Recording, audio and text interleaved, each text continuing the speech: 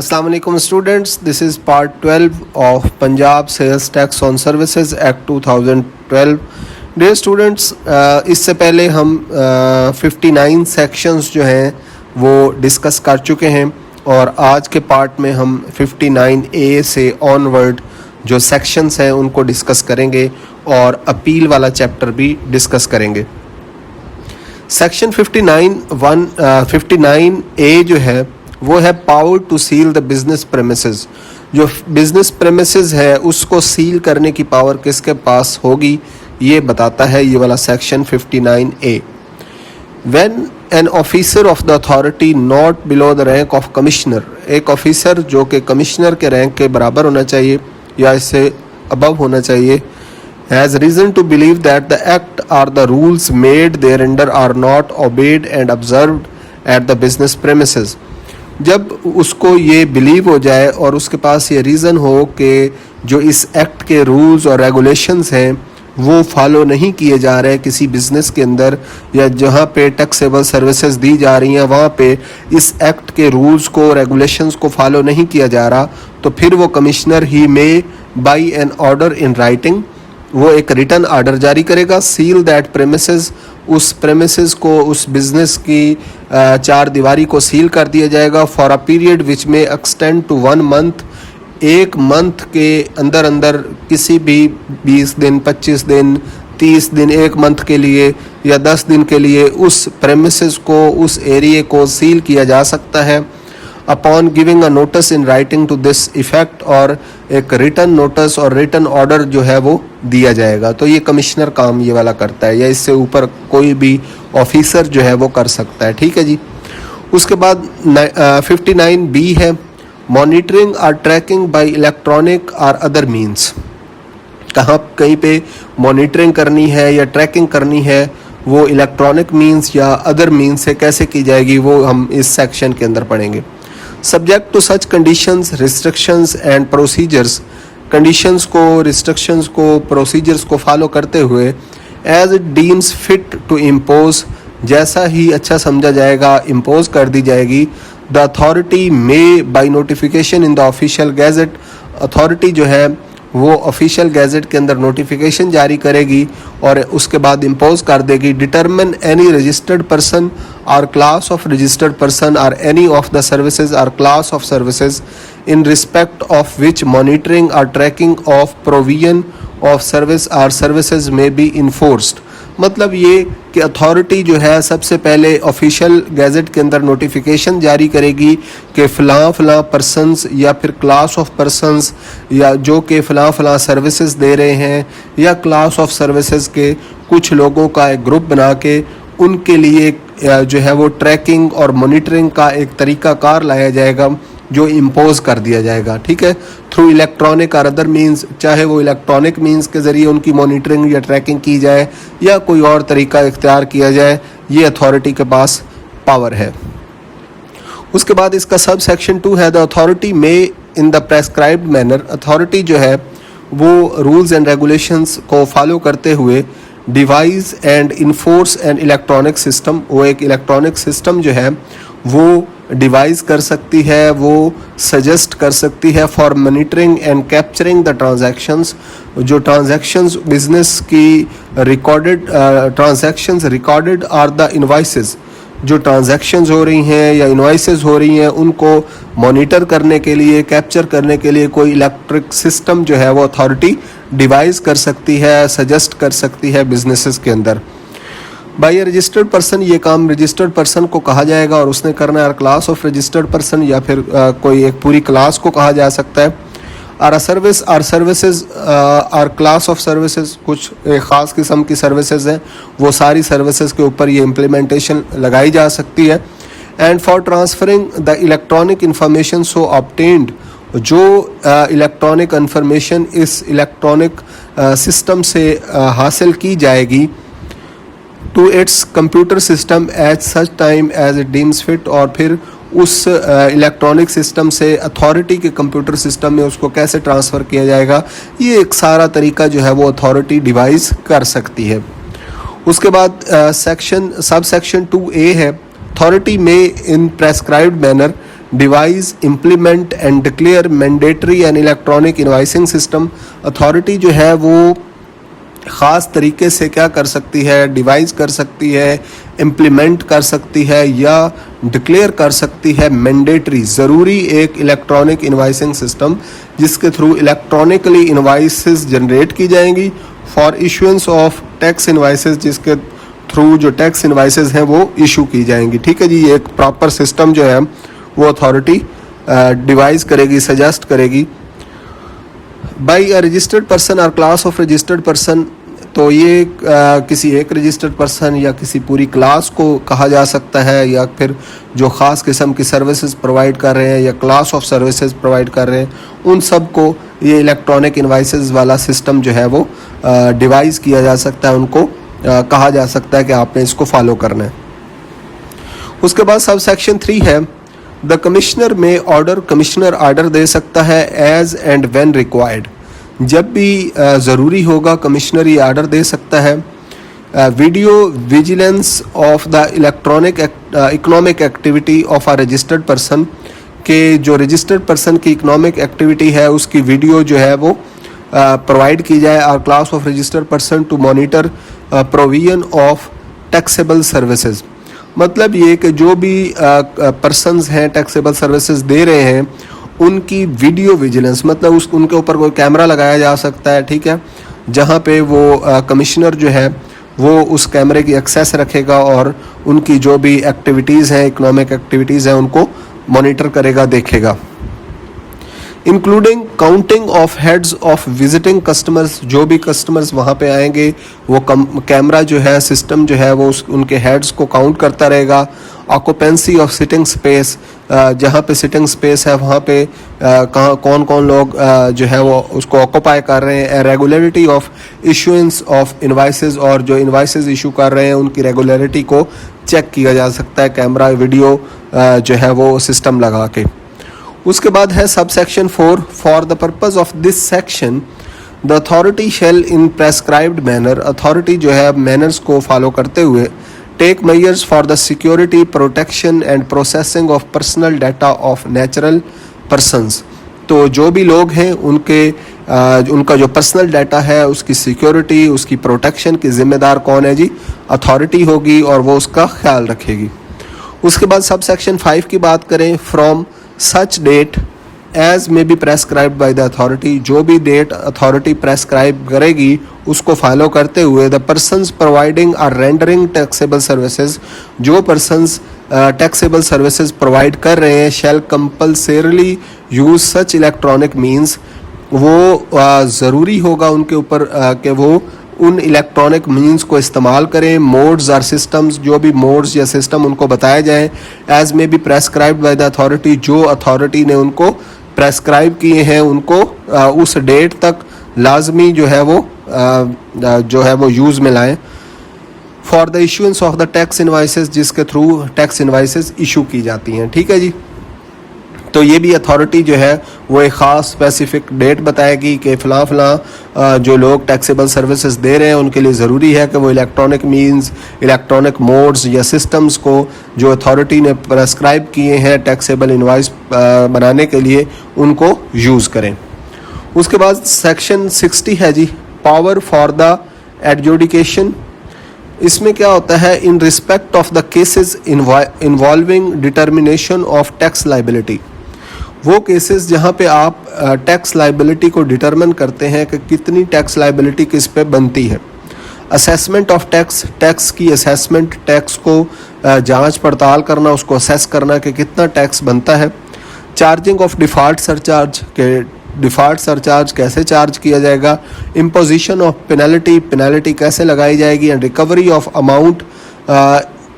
एरोनसली refunded, गलती से जो अमाउंट रिकवर कर ली गई। और any other contravention or violation including tax fraud, उसके अलावा कोई भी अदर कंट्रावेंशन, कोई भी आपने कोई वायलेशन की है या टैक्स फ्रॉड किया under this act or the rules. The jurisdiction and power of jurisdiction, power of adjudication of the officer shall be as follows. तो फिर क्या है कि ऑफिसर्स की जो पावर्स होंगी केस चलाने के लिए और उनकी जो जुरिस्डिक्शंस होंगी वो क्या होंगी, वो नीचे बताए गए हैं। जो जो ऑफिसर हैं वो कितना कितना फ़ाइन कर सकते हैं और कितने कितने पैसों के मामलात को डील कर सकते हैं, ये हमने नेक्स्ट देखना है।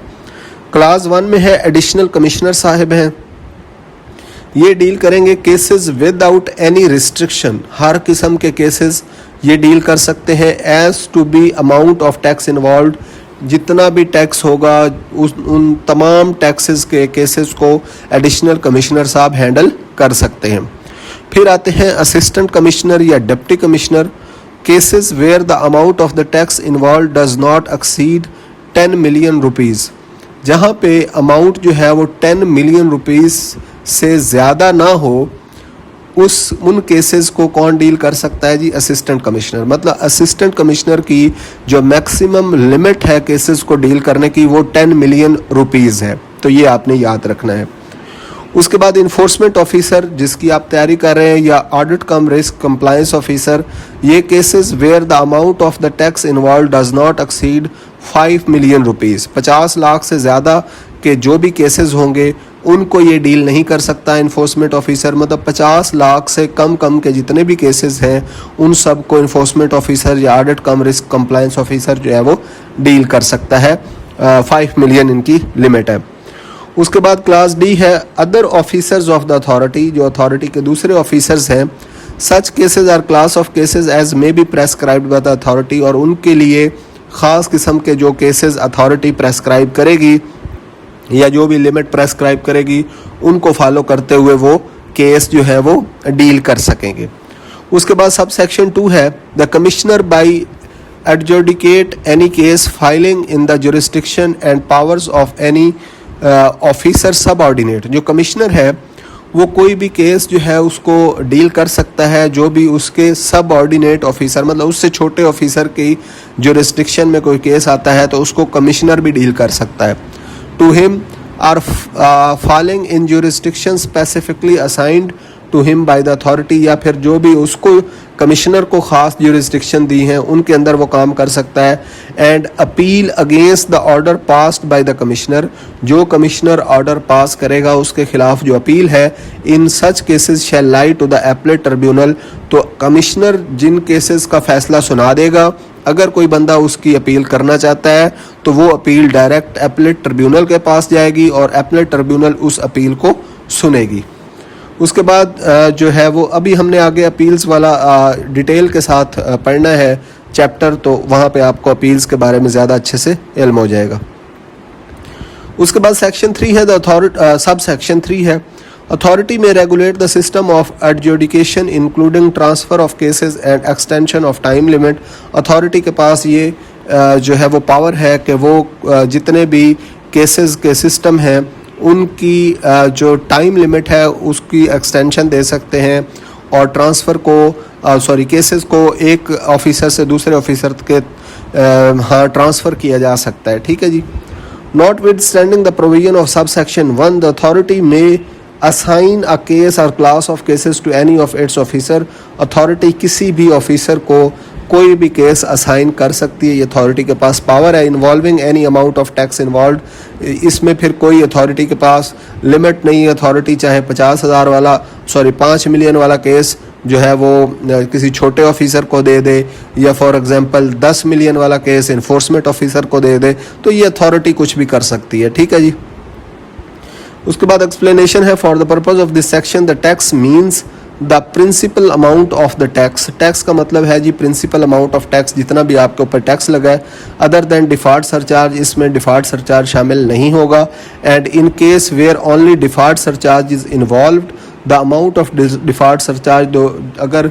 जहाँ पे डिफॉल्ट सरचार्ज इन्वॉल्व हो तो अमाउंट ऑफ डिफॉल्ट सरचार्ज जो है उसको एज आ टैक्स लिया जाएगा। ठीक है जी। तो आपने याद रखना है कि टैक्स का मतलब सिर्फ प्रिंसिपल अमाउंट ऑफ टैक्स होती है, इसमें डिफ़ॉल्ट सरचार्ज नहीं होता। और जहाँ पे केस सिर्फ डिफ़ॉल्ट सरचार्ज का चल रहा होगा तो वहाँ पे फिर उस डिफ़ॉल्ट सरचार्ज की अमाउंट को जो है वो प्रिंसिपल अमाउंट या प्रिंसिपल टैक्स समझा जाएगा।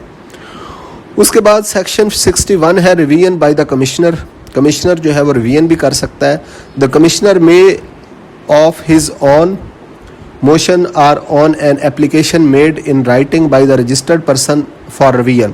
तो कमिश्नर जो है वो खुद अपने मोशन पे भी क्या कर सकता है कि किसी भी केस की रिवीजन या किसी भी ऑर्डर की या किसी भी समन की रिवीजन कर सकता है, उसको रिवाइज कर सकता है। मतलब पहले उसने कुछ ज़्यादा किसी पे सज़ा लगाई है तो उसको चेंज भी कर सकता है,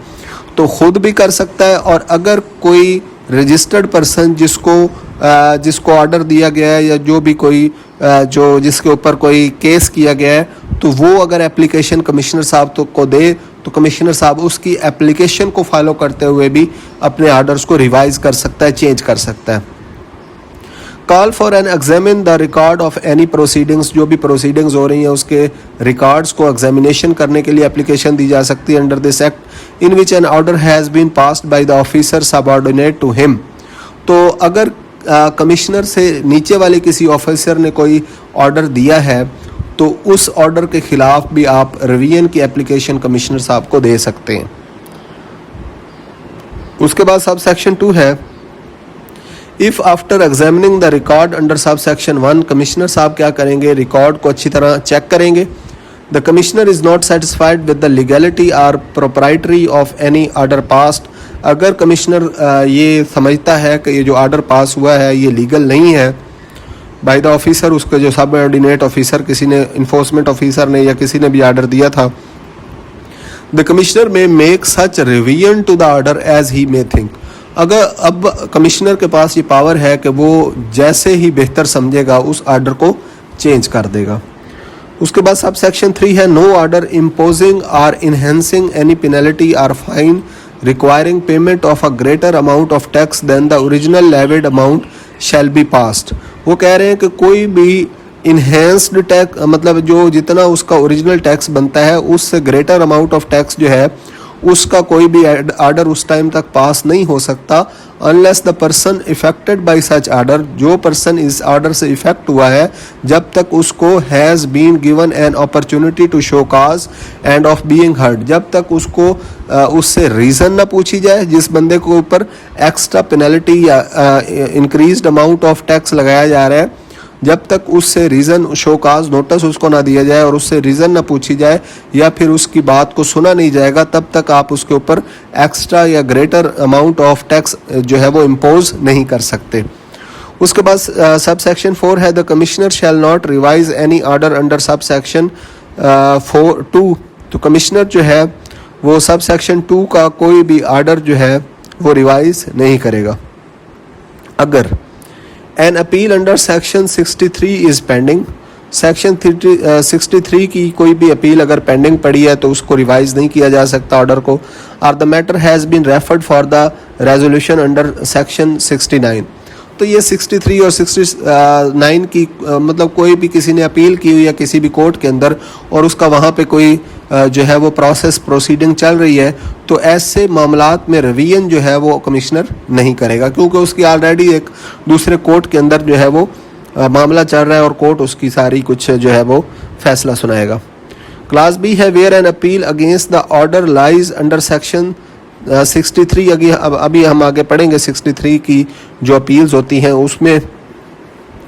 वहाँ पे अगर कोई अपील है, the time within which such appeal can be made has not expired or the person has not waived in writing his right of appeal, तो जब तक उस अपील का टाइम एक्सपायर नहीं हुआ या फिर जिस अपील करने वाले बंदे ने उस अपील को जो है वो ख़त्म नहीं किया तब तक आपका ऑर्डर जो है वो रिवाइज नहीं हो सकता। In case of application made by the person, अगर एप्लीकेशन किसी बंदे ने दी है, the application has not been made within 90 days of date, तो अगर एप्लीकेशन 90 दिनों में नहीं दी गई 3 महीनों में, on which such order was served, और जब ऑर्डर सर्व किया गया था उसके बाद 90 डेज वो बंदा जो है वो चुप करके बैठा रहा, उसने कोई रिवीजन के लिए एप्लीकेशन नहीं दी, unless the commissioner is satisfied, तो फिर आप क्या है कि आप जो है वो दोबारा रिवीजन के लिए एप्लीकेशन नहीं दे सकते यहाँ तक कि commissioner is satisfied that the person was prevented by sufficient cause. लेकिन अगर आप कमिश्नर साहब को अपने रीज़न बता के सेटिस्फाई कर लेते हैं कि कोई ख़ास वजह थी जिसकी वजह से आप आके जो है वो एप्लीकेशन नहीं दे सके रिवीजन के लिए, तो फिर commissioner from making the application with in the time allowed, तो फिर कमिश्नर साहब आपकी जो है वो एप्लीकेशन को कंसीडर करते हुए आपकी रिवीजन कर सकते हैं। तो ये कमिश्नर साहब पे डिपेंड करता है। उसके बाद in case where the commissioner has on his own motion, और ऐसे केस में जहाँ पे कमिश्नर अपने खुद के मोशन पे called for and examined an order passed by the subordinate officer, किसी सबऑर्डिनेट ऑफिसर ने कोई ऑर्डर पास किया है, उसको अगर वो एग्जामिन करना चाहता है अपने मोशन पे, more than 5 years have lapsed from the date of the original order, original order के इवन के 5 साल गुजर गए हैं, फिर भी कमिश्नर के पास ये पावर है कि उसको रिवाइज कर सकता है। तो अगर 5 साल गुजर गए हैं और सब ऑर्डिनेट ने कोई ऑर्डर दिया था और कमिश्नर ने अपने मोशन पे जो है वो उसको एग्जामिन नहीं किया, तो ऐसी सूरत में भी क्या है कि आपकी जो रिवीजन है वो नहीं हो सकती। उसके बाद सब सेक्शन 5 है, no application for revision of an assessment shall be made, जो असेसमेंट हो गई है उसकी रिवीजन के लिए आप एप्लीकेशन नहीं दे सकते। Under sub section 1 unless the amount of the tax due under the assessment, जब तक जो असेसमेंट के अंदर आपकी अमाउंट ड्यू है वो आ गई है, and is not in dispute, और उसके ऊपर किसी किस्म का झगड़ा नहीं है, has been paid by the tax payer. मतलब ये है कि जितनी अमाउंट, फॉर एग्जांपल आपके पास 1500 रुपये टैक्स था टोटल, आपका जो झगड़ा है वो 300 रुपये का झगड़ा है। मतलब आप मानते हैं कि 1200 रुपये तो ठीक है मैंने देना है, लेकिन ये जो 300 है वो एक्स्ट्रा लगाया गया, तो आपने वो जो 1200 है वो तो जमा करवा देना है अथॉरिटी को। उसके बाद आपका जो 300 वाला है वो उसकी रिवीजन आपकी जो है वो सबमिट कर ली जाएगी, उसके ऊपर आप एप्लीकेशन भी दे सकते हैं, तो वो आपकी सुनी जा सकती है। ठीक है जी। तो पहले आपको जो जिस पे कोई डिस्प्यूट नहीं है वो पैसे जमा करवा देने हैं। उसके बाद है जी section 62 revision by the authority, authority भी रिवीजन कर सकती है। पहले हमने कमिश्नर की रिवीजन पढ़ी, अब अथॉरिटी की। The authority may of its own motion, authority खुद call for N examine the record, record को एग्जामिन करने के लिए बुला सकती है, of any departmental proceeding under this act, इस एक्ट के तहत किसी भी डिपार्टमेंटल प्रोसीडिंग्स के लिए, or the rules for the purpose of satisfying itself, खुद को जो है वो मुतमईन करने के लिए, as the legality or proprietary of any decision or order pass therein by the officer, किसी भी ऑफिसर ने अगर कोई आर्डर पास किया है तो अगर अथॉरिटी जो है वो उससे सेटिस्फाई नहीं है तो वो जो है रिकॉर्ड्स को एग्जामिन कर सकती है और अपने जो आर्डर है उसको रिवाइज कर सकती है। उसके बाद इसका सब सेक्शन 2 है, if after examining the record, अगर अथॉरिटी रिकॉर्ड को एग्जामिन करती है, उसको चेक करती है, under sub section 1 the authority is satisfied, और अथॉरिटी इस बात पर मुतमिन है कि विद द लीगलिटी और propriety of any decision or order, जो भी डिसीजन या आर्डर पास किया गया है, पास्ड बाय द ऑफिसर, जो ऑफिसर ने पास किया है उसकी लीगलिटी या उसका वो लीगल भी है या प्रोप्राइटरी भी नहीं है, it may pass such order as it may think fit. तो अथॉरिटी जो है वो क्या करेगी, कोई भी आर्डर जो उसको अच्छा लगे, जो भी उसको लगेगा कि ये हमें रिवाइज करना चाहिए, उस आर्डर को लेगी, उसका रिकॉर्ड चेक करेगी, उस आर्डर को जो है वो सारा असेस करेगी, उसके बाद देखेगी कि अगर वो जो आर्डर है वो लीगल है भी या नहीं। अगर अथॉरिटी को लगेगा कि लीगल है तो वो उसके मुताबिक अपना फैसला सुनाएगी, अगर उसको लगेगा कि ये आर्डर लीगल नहीं है तो वो उस आर्डर को रिवाइज कर सकती है। उसके बाद सब सेक्शन 3 है, नो ऑर्डर इम्पोजिंग और इन्हेंसिंग एनी पेनल्टी, कोई आर्डर जो भी इन्हेंस कर रहा होगा या इम्पोज कर रहा होगा किसी भी किस्म की पेनल्टी, सज़ा और fine, requiring payment of a greater amount of tax, जिसमें क्या है कि वो आपसे ग्रेटर अमाउंट, जितना आपका ओरिजिनल टैक्स है उससे ज़्यादा टैक्स मांग रहा है, then the originally levied amount shall be passed unless the person affected. तो तब तक आप जो ओरिजिनल टैक्स है उससे ज़्यादा टैक्स किसी से नहीं डिमांड कर सकते जब तक जिस बंदे से आपने वो टैक्स लेना है by such order has been given an opportunity to show cause and being heard, उसके ऊपर तब तक आप एक्स्ट्रा जो टैक्स है वो नहीं इम्पोज कर सकते जब तक आप उसको बुला के ये ना कहें कि भाईजान शो काज, अपनी काज जो है वो वजह बताओ कि आपने क्यों ये काम किया है, या फिर उसकी जो रीज़न्स हैं, ऑब्जेक्शंस हैं, उसको सुने बगैर आप जो है वो किसी का भी टैक्स जो है वो बढ़ा नहीं सकते। उसके बाद बात करते हैं सब सेक्शन 4 की। No proceeding under this section shall be initiated. इस सेक्शन के अंडर किसी भी किस्म की प्रोसीडिंग जो है वो स्टार्ट नहीं की जाएंगी in a case where an appeal under section 66 is pending.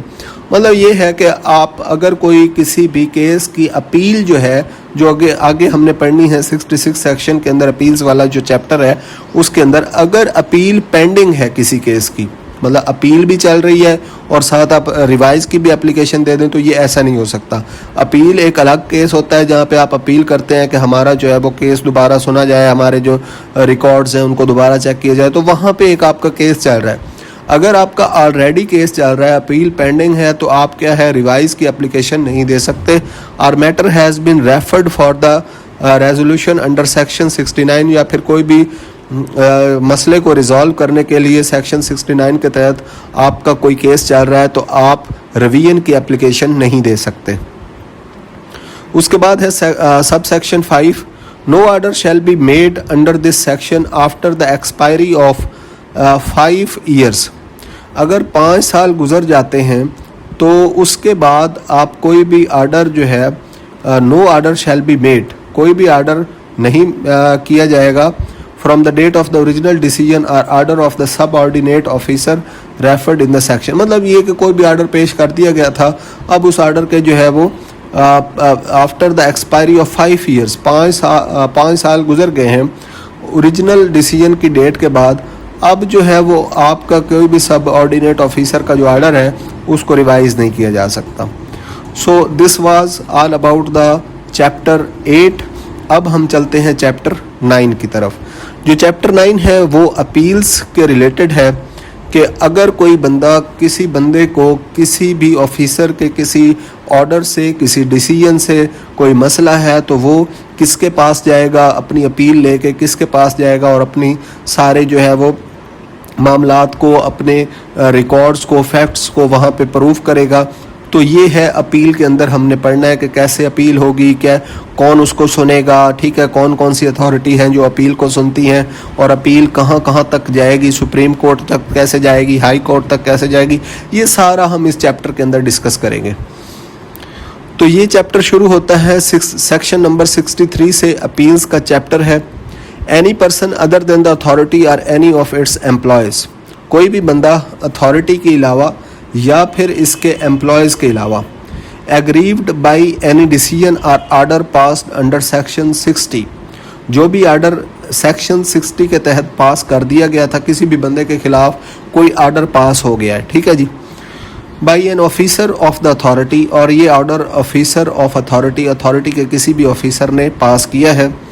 Other than the commissioner, लेकिन वो कमिश्नर नहीं है, ठीक है, मतलब कमिश्नर से नीचे नीचे जो भी असिस्टेंट कमिश्नर था, इन्फोर्समेंट ऑफिसर था, या कोई भी अदर ऑफिसर है, उसने कोई भी आर्डर पास कर दिया है, ठीक है, सेक्शन 60 को फॉलो करते हुए, तो अब विद इन 30 डेज आपके पास अब 30 दिन है of the date of the receipt of such decision और आर्डर, जब आपके पास ये आर्डर पहुंच गया, आपने उसको रिसीव कर लिया है, अब उस आर्डर को रिसीव होने के बाद आपके पास 30 दिन का टाइम है। Prefer an appeal to the commissioner appeals, अब आप अपील कर सकते हैं कमिश्नर अपील्स के पास, ठीक है जी। एक ऑफिसर होगा जिसको कमिश्नर अपील्स कहते हैं, स्पेसिफिक बंदा होगा, डेडिकेटेड बंदा होगा जो सिर्फ आपकी अपील्स को सुनेगा, ठीक है जी। तो कहने का मतलब ये है कि कोई भी बंदा अगर किसी भी आर्डर से एग्रीव्ड है, किसी भी आर्डर को समझता है कि ये गलत आर्डर दिया गया है, तो उस आर्डर का जब उसके पास जो वो आर्डर पहुंच जाएगा, उस आर्डर के 30 दिन के अंदर अंदर उसने क्या करना है, कमिश्नर अपील के पास पहुंच जाना है और एक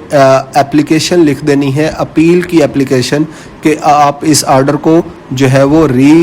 जो दोबारा सुना जाए और मेरा जो ये फ़ैसला है, ये जो आर्डर है, मैं इससे मुतमिन नहीं हूँ, मेरे जो आर्गूमेंट्स हैं उनको भी सुना जाए और दोबारा फ़ैसला किया जाए, ठीक है जी। उसके बाद इसका सब सेक्शन 2 है, N appeal under sub section 1, ये जो अपील की जाएगी कमिश्नर अपील को, शैल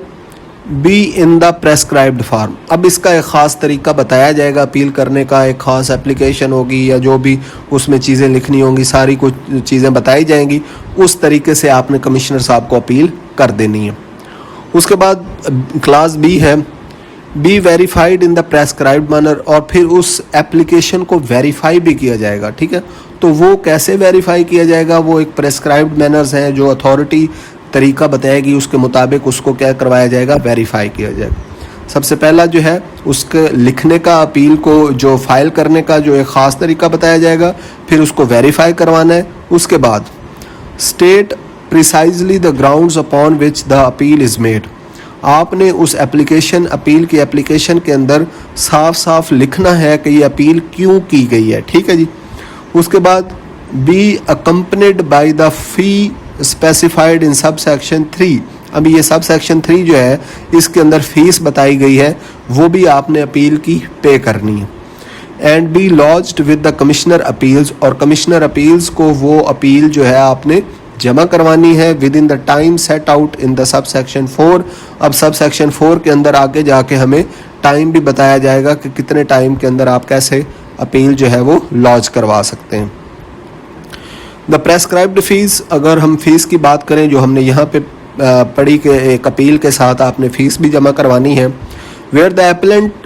इज़ अ कंपनी, अगर अपील करने वाला कोई कंपनी हो 1000 रुपीज़ उसकी फ़ीस 1000 रुपये है। और where the appellant is not a company, अगर कंपनी नहीं है कोई इंडिविजुअल है 200 रुपीज़ 200 रुपये जो है वो उसकी फ़ीस होगी।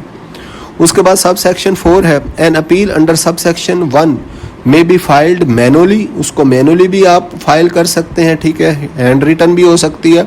और इलेक्ट्रॉनिकली, या फिर वो आप इलेक्ट्रॉनिकली भी सबमिट करवा सकते हैं as may be specified by the authority, और उस जैसे ही अथॉरिटी उसकी जो है वो बताएगी कि कैसे आपने मैनुअली करवाना है या इलेक्ट्रॉनिकली, ये अथॉरिटी आपको गाइडलाइंस देगी, उनको फॉलो करते हुए आपने जो है वो अपील जमा करवानी है। उसके बाद सब सेक्शन 5 है, द कमिश्नर अपील्स में upon application in writing by the appellate, जो कमिश्नर अपील है उसके पास अब अपील पहुंच गई है। ठीक है, उसके पास राइटिंग एप्लीकेशन बाय एप्लेंट, जो एप्लेंट ने उसको एप्लीकेशन दे दी है, admit an appeal after the expiration of period specified in sub section 4। अब वो क्या करेगा कि उस जो टाइम पीरियड था उसकी एक्सपायरेशन के बाद वो उस अपील को एडमिट कर लेगा, उस अपील को अपने पास एक्सेप्ट कर लेगा। ठीक है जी। अच्छा जी, इफ किधर गया, if the commissioner appeal is satisfied that the appellant was prevented by the sufficient cause, अगर कमिश्नर जो है वो इस बात पे मुतमिन है कि जिसने अपील की है उसको एक ख़ास किस्म सफिशिएंट काज की वजह से उसको रोका गया from lodging the appeal with in that time, कि उस टाइम के अंदर उसको जो है वो अपील करने से रोका गया है, तो फिर वो क्या करेगा, उस अपील को खुद ही क्या एडमिट कर लेगा। उसके बाद है जी section 64 procedure in appeal, appeal का प्रोसीजर बताया गया सेक्शन 64 के अंदर। द कमिश्नर अपील्स, अब ये जो कमिश्नर अपील्स की हम बात कर रहे हैं, सबसे पहली अपील जो है वो कमिश्नर अपील्स को होती है, ये आपने माइंड में रखना है। और इसको अपील कैसे होती है वो अब हम पढ़ रहे हैं। शैल give notice of the day fixed for hearing of the appeal, अब कमिश्नर अपील को आपने एप्लीकेशन दे दी, अपील दे दी, वेदर आपने इलेक्ट्रॉनिकली दी या मैनुअली दी, वो उसके पास आ गई, उसने एडमिट कर ली। अब वो क्या करेगा, वो एक नोटिस देगा, उस नोटिस के अंदर डे और टाइम वगैरह लिखा होगा कि इस दिन आपकी अपील जो है वो सुनी जाएगी। वो जो नोटिस है टू द अपीलेंट, अपीलेंट को भेज दिया जाएगा, and to the officer of the authority, और ऑफिसर ऑफ द अथॉरिटी को भी भेजा जाएगा। अब क्या होगा कि कमिश्नर अपील साहब एक नोटिस तैयार करेंगे, वो अपीलेंट जिस बंदे ने अपील की है उसको भी भेज दिया जाएगा और अथॉरिटी के ऑफिसर को भी भेज दिया जाएगा कि दोनों पार्टीज़ जो हैं वो कमिश्नर अपील्स के सामने आएँ और उनका जो मसला है उसको सुना जाए दोनों पार्टीज़ को, और उसको फिर हल किया जाए। Authority against whose order the appeal has been made, मतलब जिस अथॉरिटी के जिस ऑफिसर ने आर्डर पेश किया था उसको भी बुलाया जाएगा। Commissioner appeal may adjourn the hearing of the appeal from time to time, तो कमिश्नर अपील के पास ये पावर है कि वो जो हियरिंग की डेट है उसको चेंज भी कर सकता है with the passage of time. उसके बाद सब सेक्शन 3 है, द कमिश्नर अपील में before the hearing of an appeal, commissioner appeal जो है वो उस अपील की हियरिंग स्टार्ट करने से पहले allow the appellant to file any new ground of appeal. जो अपीलेंट, जिस बंदे ने अपील की है उसको अपीलेंट कहते हैं। अगर उसने उस अपनी जो अपील की एप्लीकेशन लिखी है उसके अंदर कुछ फैक्ट्स उसके रह गए हैं तो वो कमिश्नर अलाउ उसको कर सकता है कि भाईजान आपके जो कुछ ग्राउंड रहते हैं आप मज़ीद ऐड करना चाहते हैं अपनी एप्लीकेशन के अंदर तो आप ऐड कर सकते हैं। Not specified in the grounds of appeal already filed by the appellant. तो जो पहले आपने कुछ ग्राउंड्स, जो कुछ फैक्ट्स या कुछ आपके आर्गूमेंट्स हैं पहले नहीं है तो आप अब नए ऐड करना चाहते हैं तो कर सकते हैं। Where the commissioner appeal is satisfied that the omission of the ground from the form of the appeal was not wilful और अनरीजनेबल। तो जहाँ पे ये कमिश्नर अपील समझता है कि जो ग्राउंड्स मिस हुए हैं अपील के अंदर वो जो है वो अनविलफुल थे, वो जो है वो मिस नहीं होने चाहिए थे, वो ओमिट नहीं होने चाहिए थे, तो वो उनको ऐड करवा सकता है। एपिलेंट को कह सकता है कि अपने और भी अपनी एप्लीकेशन को स्ट्रॉन्ग करने के लिए उसके अंदर जो जो आपके आर्गूमेंट हैं आप उनको ऐड कर लें। उसके बाद सब सेक्शन 4 है, द कमिश्नर अपील्स में stay the recovery of any tax due. जो भी टैक्स है जिसके अगेंस्ट जो टैक्स का ऑर्डर दिया हुआ है उसके टैक्स के ऑर्डर, वो जो टैक्स पे करना है ना ड्यू डेट पर, उसको जो कमिश्नर अपील्स है, क्योंकि अभी उसका केस होना है, हियरिंग होनी है, उसका फैसला होना है, तो इसलिए उसको स्टे किया जा सकता है। ठीक है, रोका जा सकता है कि वो अभी टैक्स जमा ना करवाए जब तक फैसला नहीं आता। By virtue of the decision or order being appealed against and any such order made by the Commissioner Appeals shall remain operative for not more than 15 days। तो 15 दिन से ज़्यादा के लिए जो है वो ऑर्डर जो है, मतलब ये कि 15 दिन के लिए 15 दिन तक क्या है कि जो कमिश्नर अपील्स है वो जो भी ड्यू टैक्स है उसको स्टे कर सकता है, उसको रोक सकता है। During which period a notice shall be issued to the respondent. इस पीरियड के दौरान जो अथॉरिटी का ऑफिसर होगा और जो रिस्पोंडेंट होगा उनको भी एक नोटिस दे दिया जाएगा। And after hearing the parties, और दोनों पार्टीज को सुनने के बाद द ऑर्डर स्टेइंग रिकवरी, और जो जिस ऑर्डर ने स्टे लिया हुआ था, जो रिकवरी के लिए स्टे कर दिया था कमिश्नर अपील ने, मे बी कन्फर्म्ड, उसको और ज़्यादा बढ़ाया जा सकता, मतलब कंफर्म कर दिया। अब क्या है कि जो स्टे 15 दिन के लिए टेम्परेरी लिया गया था उसको परमानेंट कुछ 2 महीने के लिए 3 महीने के लिए भी किया जा सकता है ताकि केस जो है वो अच्छी तरह सुना जा सके। वैलिड, या फिर उसको चेंज किया जा सकता है, ठीक है, थोड़े अरसे के लिए और 10 दिन 15 दिन। आर वेकेटेड, या फिर उस स्टे को कैंसिल भी किया जा सकता है। As the commissioner appeals deems fit, जैसे ही कमिश्नर अपील्स को अच्छा लगता है, चाहे वो उसको कंफर्म कर दे, वेरी कर दे या वकेट कर दे, ख़त्म कर दे, ये उसके ऊपर कमिश्नर अपील्स के ऊपर डिपेंड करता है। बट द स्टे ऑर्डर, लेकिन जो स्टे ऑर्डर है सो कन्फर्म्ड आर वैलिड, अगर स्टे ऑर्डर को कन्फर्म कर लिया गया है, उसको बढ़ा दिया गया है कि जो ऑफिसर है वो सेटिस्फाइड हो गया है कि इस जो आपके ऑर्डर है वो सही नहीं है, वो कंफर्म कर देता है और वैलिड या उसको चेंज कर देता है। Shall remain operative for not more than 60 days. अब ये जो स्टे ऑर्डर है वो चेंज होता है या कंफर्म होता है तो ये 2 महीने से ज़्यादा के लिए नहीं होगा। ठीक है, जो पहला स्टे है वो 15 दिन के लिए होगा, उसके बाद पार्टीज़ को सुना जाएगा और उसके बाद नेक्स्ट जो स्टे है वो कमिश्नर अपील जो है वो 60 डेज तक कर सकता है, including any period for which the recovery may have been stayed prior to the confirmation or variation of the stay order। ठीक है जी, उसके अंदर वो भी पीरियड शामिल होगा, including any period for which the recovery may have been stayed, जिस period के अंदर रिकवरी को स्टे कर दिया गया था प्रायर टू द कन्फर्मेशन और variation of the stay order, जो भी स्टे ऑर्डर था उसकी वेरिएशन या कन्फर्मेशन से पहले भी जितना टाइम जो है वो लगा है रिकवरी, वो भी उसी के 2 महीने के अंदर शामिल हो जाएगा। उसके बाद जी सब सेक्शन 5 है, द कमिश्नर अपील में before disposing of an appeal, उस अपील को उस अपील का फैसला सुनाने से पहले call for such particulars documents, records और इंफॉर्मेशन, तो जो कुछ भी उसको डॉक्यूमेंट्स चाहिए, रिकॉर्ड्स चाहिए, इंफॉर्मेशन चाहिए या किसी भी किस्म की कोई चीज़ चाहिए तो वो ले सकता है। एज द कमिश्नर अपील्स में require respecting the matter arising in the appeal, जो भी अपील के अंदर मैटर है उसके मुताबिक जो भी रिकॉर्ड्स, डॉक्यूमेंट्स या फिर इंफॉर्मेशन चाहिए वो जो कमिश्नर है वो मांग सकता है। Further inquiry to be made by the officer of the authority, या फिर काज फर्दर इंक्वायरी, या फिर फर्दर इंक्वायरी के लिए कमिश्नर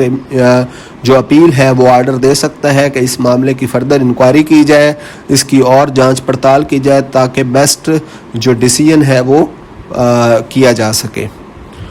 उसके बाद है जी सेक्शन 65 डिसीजन इन अपील। अब इसका फैसला कैसे होगा? इन डिस्पोजिंग ऑफ एन अपील, जो अपील है उसका डिसीजन सुनाने के लिए लॉज्ड अंडर सेक्शन 63, जो 63 के अंदर अपील की गई थी उसका डिसीजन सुनाने के लिए commissioner appeals may pass such order, commissioner appeal जो है ऐसे आर्डर्स दे सकता है as he thinks fit, confirming, varying, altering, setting aside or annulling the decision order appealed against. जिस आर्डर के अगेंस्ट अपील की गई है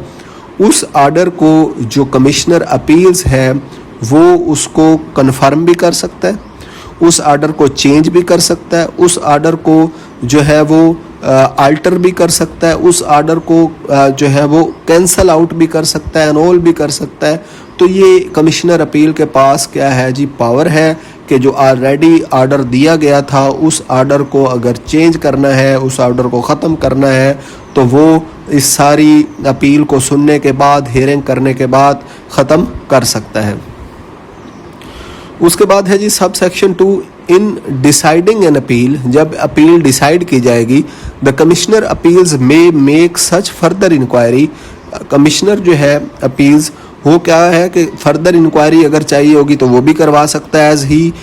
as may be necessary provided that, अगर ज़रूरी हुई, provided that he shall not remand the case for a de novo consideration. अब ये जो इंक्वायरी है इसका ये मतलब नहीं है कि केस को दोबारा से जो है वो शुरू करके हर चीज़ को दोबारा से जो है वो डिस्कवर किया जाए, बल्कि उस केस को आगे चलाया जाएगा। ठीक है, एक से शुरू नहीं करना। तो इंक्वायरी की जा सकती है लेकिन इंक्वायरी जो है वो फर्दर आगे चलाई जाएगी ताकि केस ख़त्म हो। डिनोवो का मतलब है शुरू से दोबारा अगेन स्टार्ट करना, ऐसा नहीं किया जाएगा। ठीक है जी। उसके बाद सब सेक्शन 3 है the commissioner appeal shall not increase the amount of any tax. Commissioner appeal की कोई भी टैक्स की अमाउंट जो है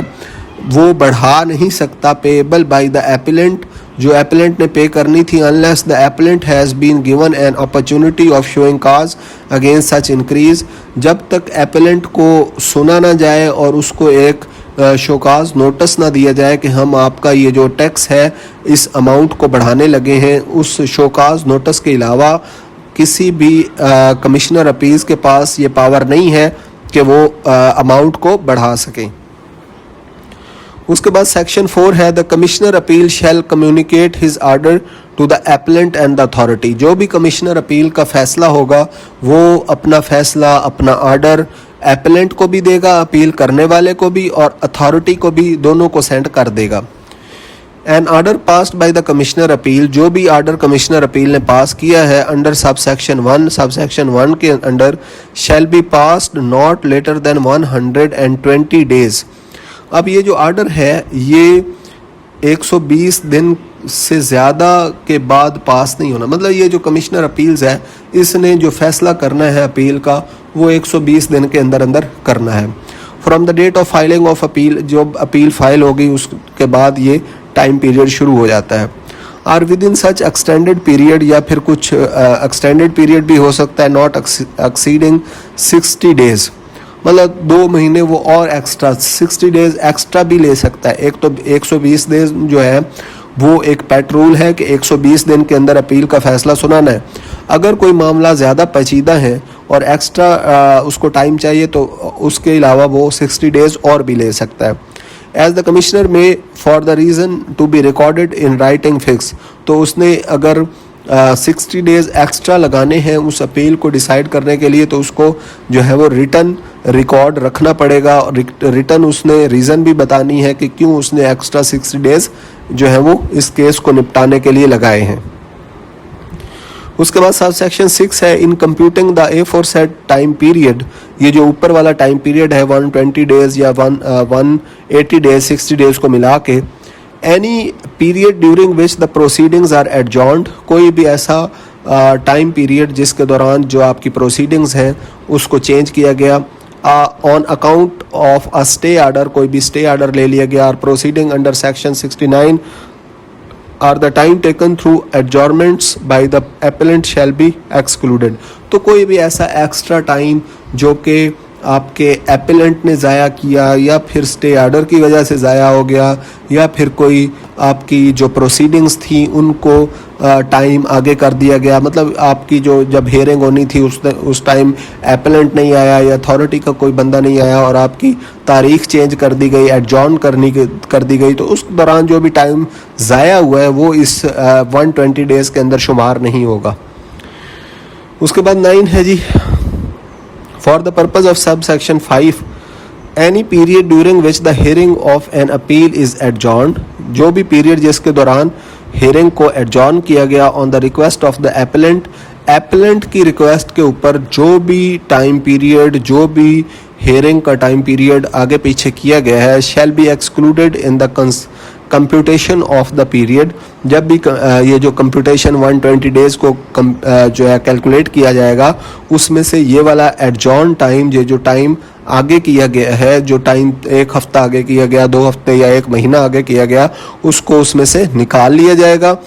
mention in the sub section, जो भी इसके अंदर मेंशन है। उसके बाद चलते हैं जी section 66 appeal to the appellate tribunal. तो हमने ये appeal to the commissioner appeals की पहले बात की। अब अगर कोई बंदा कमिश्नर अपील से भी सेटिस्फाई नहीं है उसके आर्डर से, तो अब वो नेक्स्ट अपील करेगा एपेलेट ट्रिब्यूनल के पास, ठीक है जी। Any person including an officer of the authority, कोई भी बंदा चाहे वो ऑफिसर है अथॉरिटी का, not below the rank of the additional commissioner, additional commissioner से कम उसका रैंक नहीं होना चाहिए, aggrieved by any order passed by the commissioner appeals, जो कमिश्नर अपील्स के पास अपील गई और उसने कोई भी आर्डर पास कर दिया। अगर कोई भी बंदा, अगर चाहे बेशक वो अथॉरिटी का बंदा है चाहे वो एपेलेंट है, अगर वो उस आर्डर से खुश नहीं है, और अगर अथॉरिटी का बंदा है तो वो एडिशनल कमिश्नर से नीचे का उसका रैंक नहीं होना चाहिए। अगर वो अथॉरिटी से खुश नहीं है तो वो क्या करेगा, वो अगर कमिश्नर अपील्स के आर्डर से खुश नहीं है, under sub section 4 of section 64 और सेक्शन 65 या फिर commissioner through adjudication under section 60 और 61, कमिश्नर ने कोई आर्डर दिया या कमिश्नर अपील्स ने आर्डर दिया, अथॉरिटी ने कोई आर्डर दिया अंडर सेक्शन 62 में within 60 days of the receipt of such decision और आर्डर, 60 डेज का टाइम है, prefer an appeal to the appellant tribunal. तो अगर वो इन तीनों के किसी भी जो आपका होता है डिसीजन से एग्री नहीं है कोई भी बंदा, तो वो अपनी अपील जो है वो एपेलेंट ट्रिब्यूनल के पास लेके जाएगा 60 दिन के अंदर अंदर, ठीक है जी। पहली अपील किसके पास जाती है, कमिश्नर अपील्स के पास, वो एक आर्डर देगा। अगर आप उससे भी नहीं खुश तो फिर आपकी सेकंड अपील किसके पास जाएगी, एपेलेंट ट्रिब्यूनल के पास। सब सेक्शन 2 है, N appeal under sub section 1 shall be in prescribed form, ये जो अपील होगी ये भी उसी तरह जिस तरह पहले में थी, एक ख़ास जो तरीक़ाकार बताया जाएगा उसी के तहत की जाएगी। Verified in the prescribed form, और उसको फिर उसी ख़ास तरीके से वेरीफाई भी करवाया जाएगा। Accompanied accept in case of the appeal preferred by an officer by the fee, उसके बाद जो है वो उसके ऊपर फीस भी होनी चाहिए अगर आप अपील कर रहे हैं। तो the fee of an appeal shall B 2000 rupees, 2000 रुपये अपील की फ़ीस होगी ट्रिब्यूनल में, ठीक है। हमने पढ़ा था कि कमिश्नर अपील को जब कर रहे हैं, अगर कंपनी है तो 1000 देगी और अगर कोई इंडिविजुअल है तो वो 200 देगा। जबकि अगर आप ट्रिब्यूनल में कर रहे हैं तो इस सूरत में क्या होगा 2000 रुपये फ़ीस है। द एपेलेट ट्रिब्यूनल में upon application in writing admit N appeal, जब भी उसको एप्लीकेशन दी जाएगी रिटर्न एप्लीकेशन, वो उस अपील को एडमिट कर लेगा। After the expiration of the period specified in the class D, मतलब वो जो 60 डेज़ का अंदर अंदर करनी थी ना, उस 60 डेज़ को गुजरने के बाद वो उसको एडमिट कर लेगा। Of sub section 1, if it is satisfied that the person appealing was prevented by sufficient cause from filing the appeal with in that period, तो अगर वो समझता है कि उस पीरियड के अंदर वो नहीं कर सका तो उसको एक्स्ट्रा कोई 1-2 दिन देना चाहे तो वो दे सकता है। उसके बाद सेक्शन 67 है जी, disposal of appeal by the appellant tribunal. अब अपील जो है वो एपेलेट ट्रिब्यूनल के पास आ गई है। अब एपेलेट ट्रिब्यूनल उस अपील का कैसे फैसला सुनाएगा वो हम इस सेक्शन में देखते हैं। द एपेलेट ट्रिब्यूनल में before disposing of an appeal, एक अपील का फैसला सुनाने से पहले कॉल फॉर सच पार्टिकुलर्स, वो ऐसे पार्टिकुलर्स, डॉक्यूमेंट्स, रिकॉर्ड्स और इन्फॉर्मेशन जो है वो मांग सकते हैं as it may require in respect of the matter arising from the appeal और काज फर्दर इंक्वायरी, या फिर फर्दर इंक्वायरी भी करवा सकते हैं to be made by the officer of the authority. तो एपेलेंट ट्रिब्यूनल जो है क्या है कि अपील सुनने से पहले क्या करेगा, जो कुछ भी उसको डॉक्यूमेंट्स चाहिए, जो भी उसको पार्टिकुलर्स चाहिए, जो भी उसको रिकॉर्ड्स चाहिए, सारे मंगवाएगा, उसको एग्जामिन करेगा। अगर वो चाहता है कि इंक्वायरी करवाई जाए तो वो इंक्वायरी भी करवा सकता है। उसके बाद सब सेक्शन 2 है जी, the appellate tribunal shall afford an opportunity of being heard to the parties to the appeal, जो भी अपील के अंदर पार्टीज हैं उन दोनों को सुना जाएगा। And in case of default by any of the parties of the date of hearing, मतलब कि जो एपेलेट ट्रिब्यूनल है उसने फॉर एग्जांपल एक डेट दी है कि 15 तारीख को दोनों पार्टीज़ की आर्गूमेंट्स को सुना जाएगा, और उस तारीख को अगर कोई भी पार्टी नहीं पहुंचती तो फिर क्या होगा, द ट्रिब्यूनल में if it deems fit, tribunal अगर ये फिट समझेगा, dismiss the appeal in default, तो उस अपील को डिसमिस भी कर सकता है। और may proceed ex parte to decide the appeal, या फिर उसको दूसरा जो बंदा अपील वाले दिन नहीं आया उसको सुने बगैर भी आगे बढ़ाया जा सकता है और जो फैसला है वो सुनाया जा सकता है on the basis of the available record, जो भी अवेलेबल रिकॉर्ड है उसको देखते हुए। But the appellate tribunal shall decide the appeal within 6 month, तो एपेलेट ट्रिब्यूनल जो है वो 6 महीने के अंदर अंदर उस अपील को निपटाएगा, उसको सॉल्व करेगा। From the date of filing of appeal, जब अपील फाइल की गई थी उस डेट से लेके आगे 6 महीने का टाइम होगा एपेलेट ट्रिब्यूनल के पास कि वो 6 महीने के अंदर अंदर उस अपील को सॉल्व करे। उसके बाद सब सेक्शन 3 है, द एपेलेट ट्रिब्यूनल में stay the recovery of any tax due, जो भी टैक्स ड्यू है उसकी जो रिकवरी है उसको जो एपेलेट ट्रिब्यूनल है वो स्टे कर सकता है, क्योंकि अभी उसका डिसीजन होना है, उसके बाद वो पे होगा। By the virtue of the decision or order being appealed against, and any such order made by the appellant tribunal shall remain operative for no more than 30 days, तो ये 30 दिन तक ये स्टे जारी रहेगा। ठीक है जी, हमने देखा था कि कमिश्नर अपील जो स्टे लेता था वो 15 दिन तक का होता था, जबकि इस सूरत में कितने दिन का है जी, 30 डेज का, 1 महीने का। During which period a notice shall be issued to the respondent, एक नोटिस जो है वो अथॉरिटी को भी दे दिया जाएगा। And after hearing the parties, दोनों पार्टीज को सुन के the order staying recovery may be confirmed, अब ये जो रिकवरी का ऑर्डर स्टे करने का ऑर्डर था उसको कन्फर्म भी किया जा सकता है और भी बढ़ाया जा सकता है, वेरी उसको इंक्रीज़ किया जा सकता है या फिर उसको कैंसिल किया जा सकता है। As the appellate tribunal deems fit, जैसे एपेलेट ट्रिब्यूनल को अच्छा लगेगा वो इन तीनों में से कोई एक काम कर देगा। But the stay order so confirmed are valid, लेकिन जो स्टे ऑर्डर कन्फर्म हो जाता है या चेंज किया जाता है, shall remain operative for not more than 90 days. अब यहाँ पे टाइम कितना है जी, 3 माह 90 days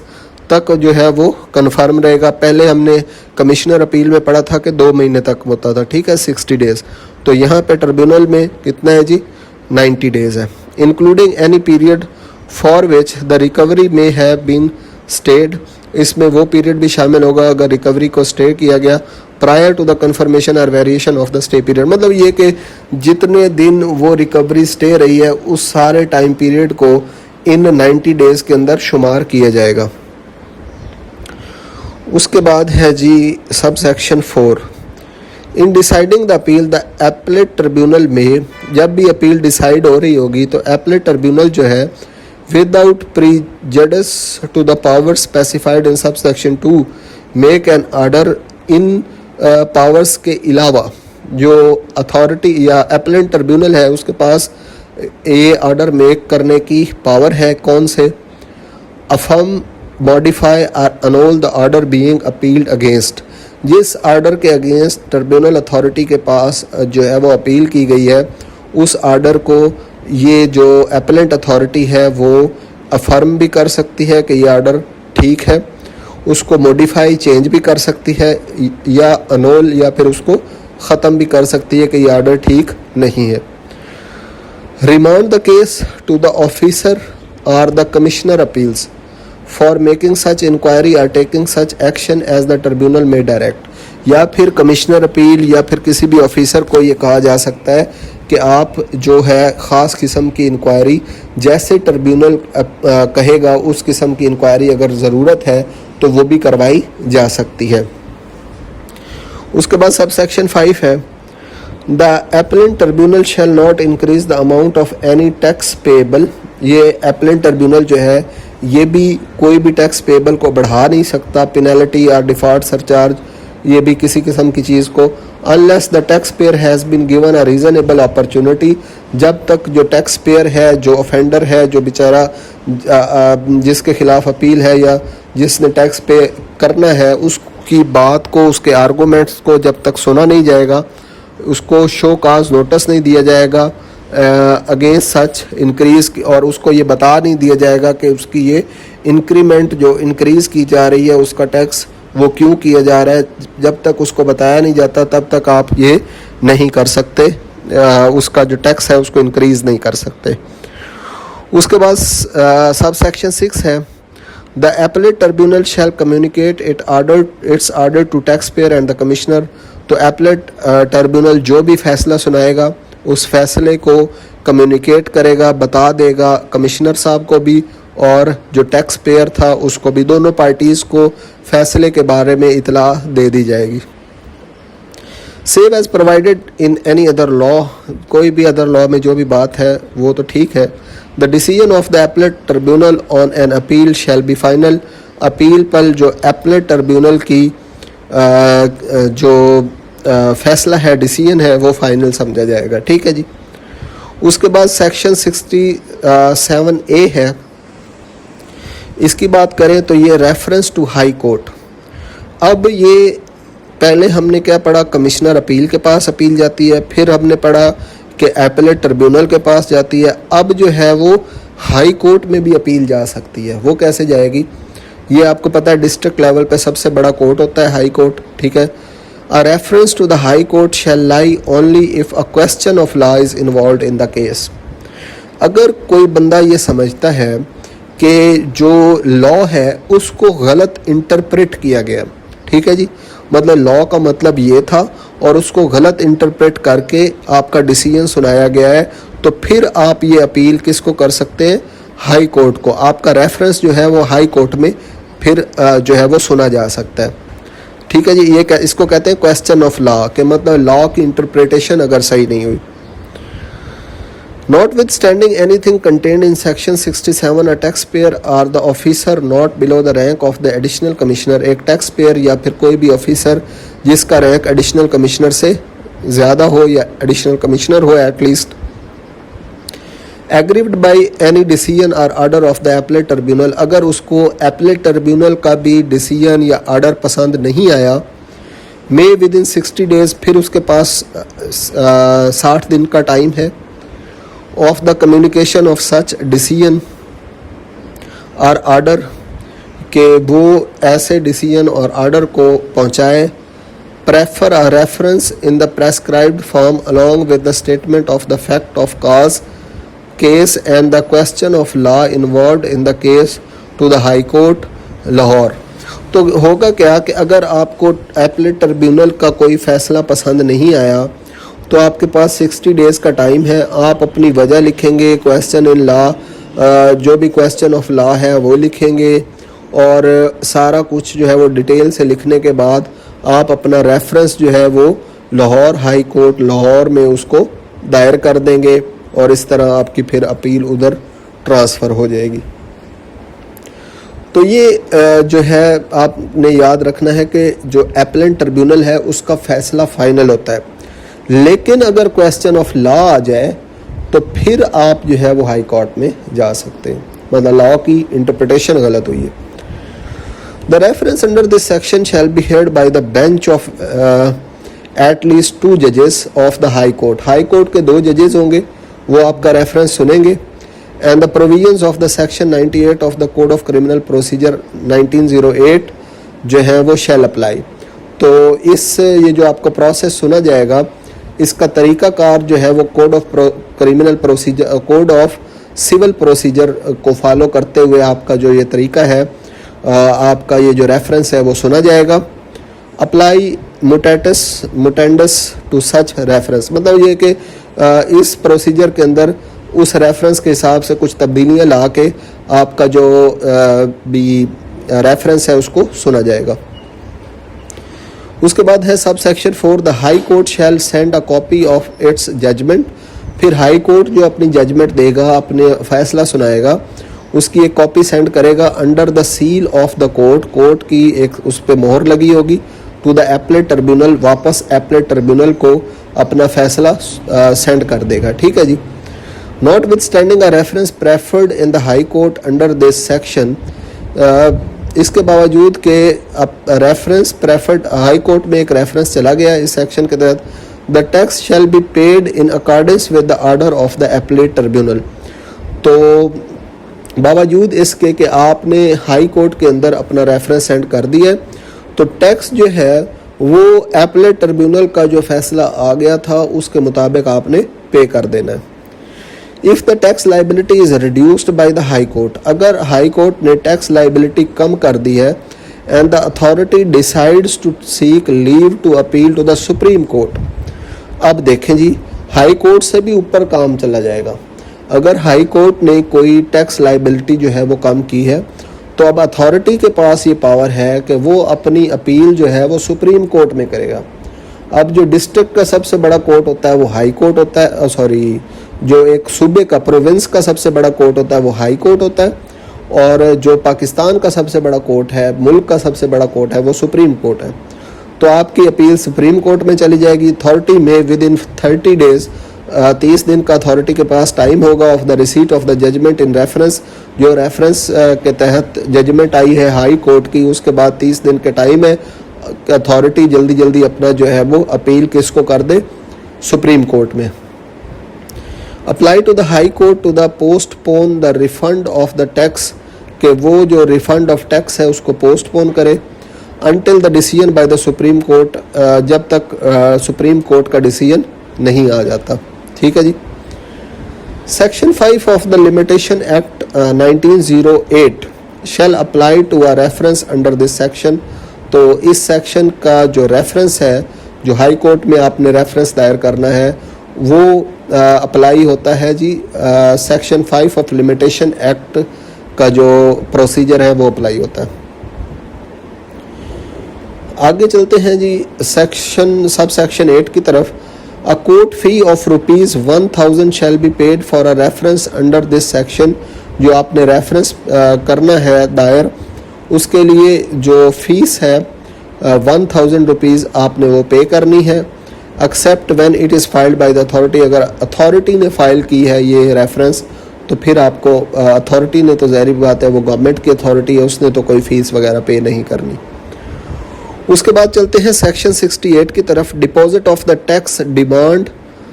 while appeal is pending. Where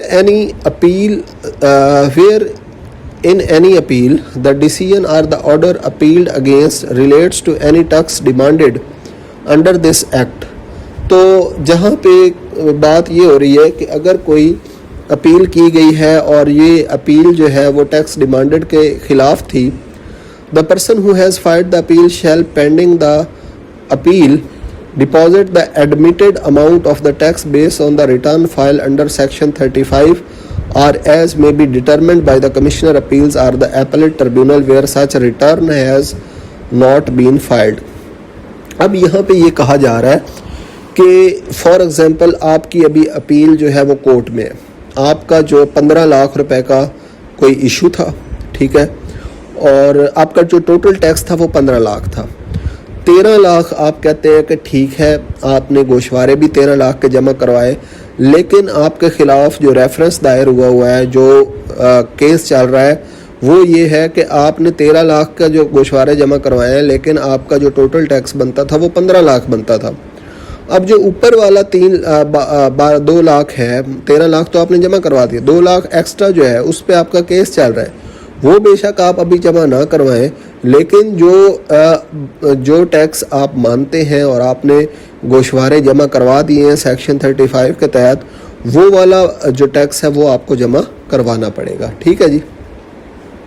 तो यहाँ पे यही बात की जा रही है कि टैक्स वही पेंडिंग पे जाएगा जो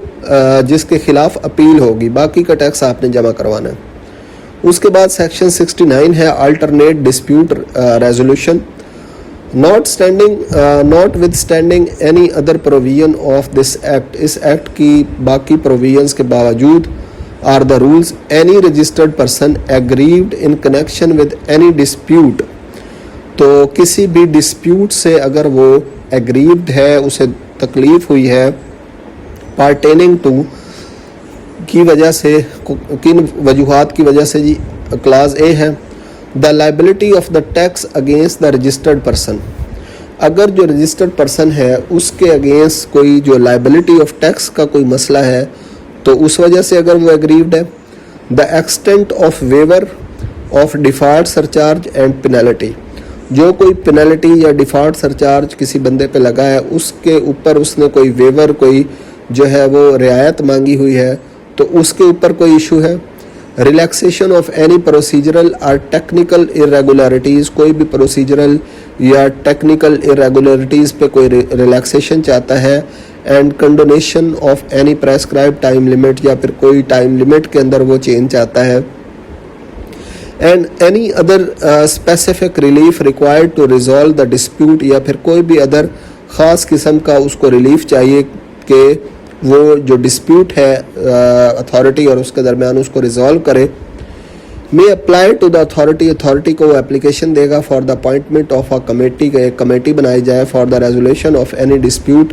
mention in detail in the application, और वो इस डिस्प्यूट को अपनी एप्लीकेशन के अंदर डिटेल के साथ मेंशन कर देगा। उसके बाद सब सेक्शन 2 है not with standing any thing contained in sub section 1, जो कुछ भी सब सेक्शन 1 है उसके बावजूद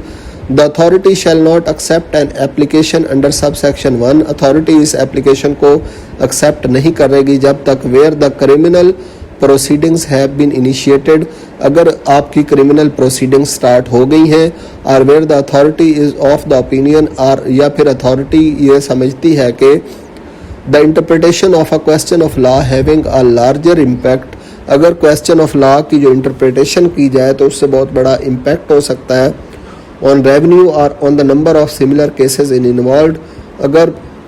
अथॉरिटी जो है ये समझती है कि अगर इस बंदे को किसी भी किस्म का वेवर दिया जाए या इसको रिलैक्सेशन दी जाए, इससे एट लार्ज मसला पैदा हो जाएगा, बहुत सारे और लोगों को भी देना पड़ेगा,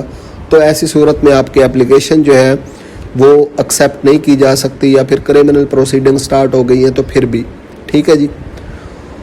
उसके बाद सब सेक्शन 3 है the authority may after examination of the application, जो आपने एप्लीकेशन दी है उसको चेक करेगी। Of a registered person appoint a committee, एक कमेटी बनाएगी of not less than 3 persons, 3 persons की ये कमेटी होगी।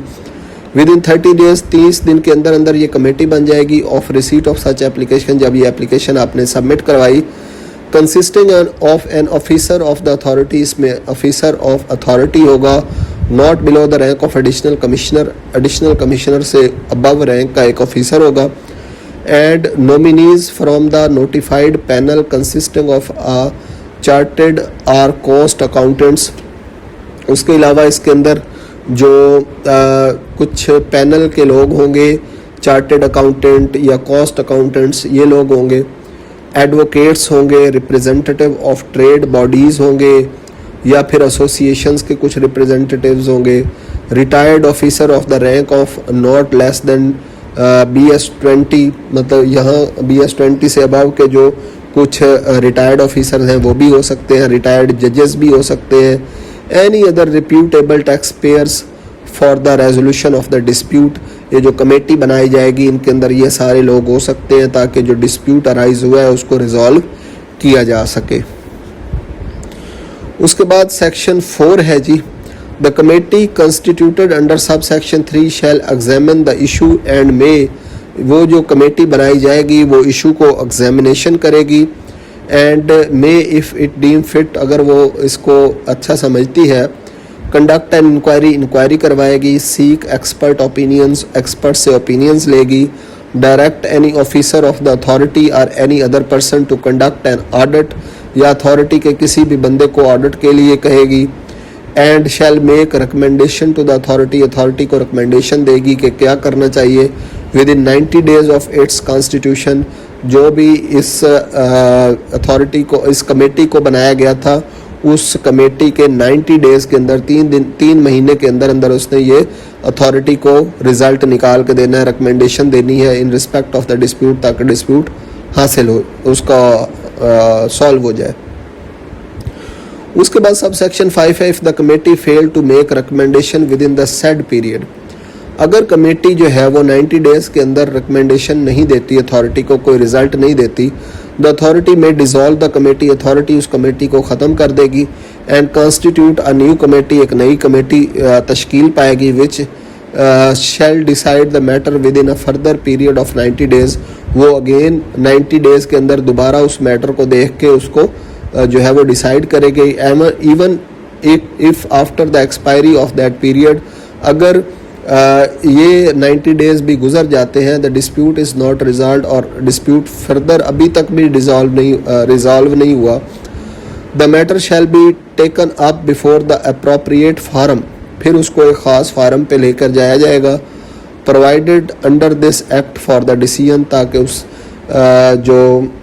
मसला है, डिस्प्यूट है, उसका डिसीजन लिया जा सके इस एक्ट के तहत।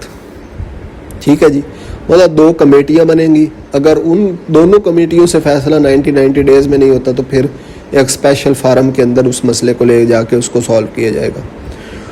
उसके बाद सब सेक्शन 6 है जी, authority may on the recommendation of the committee, जो कमेटी रिकमेंडेशन देती है उसको फॉलो करते हुए अथॉरिटी पास सच आर्डर, ऐसा आर्डर पेश करेगी, as it may deem appropriate, जो जिसको ये जो है वो मुनासिब समझती है, विद इन 45 डेज़, 45 दिन के अंदर अंदर, of the receipt of the recommendation of the committee, जो कमेटी ने रिकमेंडेशन दी है उसको फॉलो करते हुए, उसको देखते हुए अथॉरिटी जो है वो 45 दिन के अंदर अंदर अपना एक आर्डर जो है वो इशू कर देगी। उसके बाद सब सेक्शन 7 है, the registered person may make payment of the tax, registered person जो है वो टैक्स की पेमेंट कर देगा,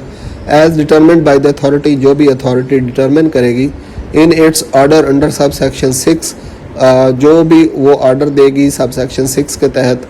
and such order of the authority shall be submitted before the forum. अब ये जो ऑर्डर यहाँ पे आया था, कमेटी ने रिकमेंडेशन दी थी, अथॉरिटी ने ऑर्डर दे दिया था, ठीक है, अब उस ऑर्डर के तहत जो टैक्स था वो पे कर दिया जाएगा, और such order of the authority shall be submitted before the forum, वो फार्म के सामने आपका ऑर्डर रखा जाएगा, appellate tribunal or the court, ये जो ऑर्डर है वो एपलेट ट्रिब्यूनल, कोर्ट या फार्म के सामने रखा जा सकता है,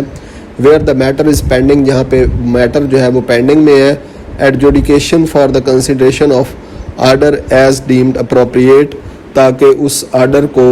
जो है वो according to the rules and regulation जो है वो इम्प्लीमेंट करवाया जाए, जैसे भी जो है वो अप्रोप्रिएट हो। So this was all about the chapter 9 which was related to the appeals. I hope कि ये लेक्चर आपको अच्छा लगा होगा। अगर आपको ये लेक्चर अच्छा लगा तो हमारे यूट्यूब चैनल को सब्सक्राइब और वीडियो को लाइक करें। Thank you very much.